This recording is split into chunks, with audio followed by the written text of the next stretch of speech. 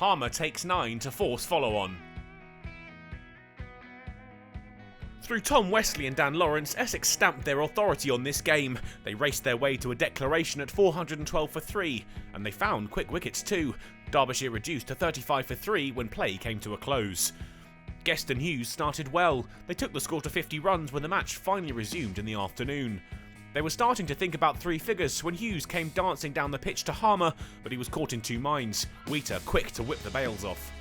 Madsen looked in the mood. Harmer carted for 6 runs over the leg side to bring the 100 up for Derbyshire, but he was out to the spinner's next delivery, caught at leg slip by Lawrence, his contribution 23. Harmer had his 5 for soon after. Critchley prodded a return catch back to the South African, and Essex were racing through the Derbyshire lineup.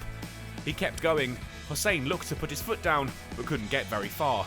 He was out by way of a reflex grab from Tendescata under the lid.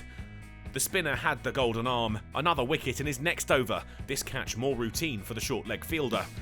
Stanlake was then his 8th, bowled for a duck, Derbyshire collapsing. The innings was at an end in his next over. Melton fired a catch back to Harmer, the bowler finished with 9 wickets to his name, and Derbyshire were all out for 146. Guest had been the only man to show some real fight against the Essex attack. They'd been led from the front by the impeccable Simon Harmer. His figures are quite remarkable, 9 for 80. Derbyshire hadn't done enough to avoid the follow-on, so they were straight back in the middle after tea, and Essex struck again, early in the innings. Rees bowled via an inside edge for a duck.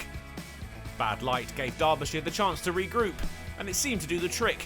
Godalming and Guest returned to the middle with much more success, denying Essex further breakthroughs as they played their way towards 50. It was a real showing of resistance from Derbyshire.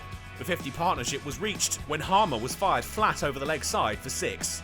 They kept building. Both men found their feet and did what they could to chip away at the total. Guest took himself to a 50.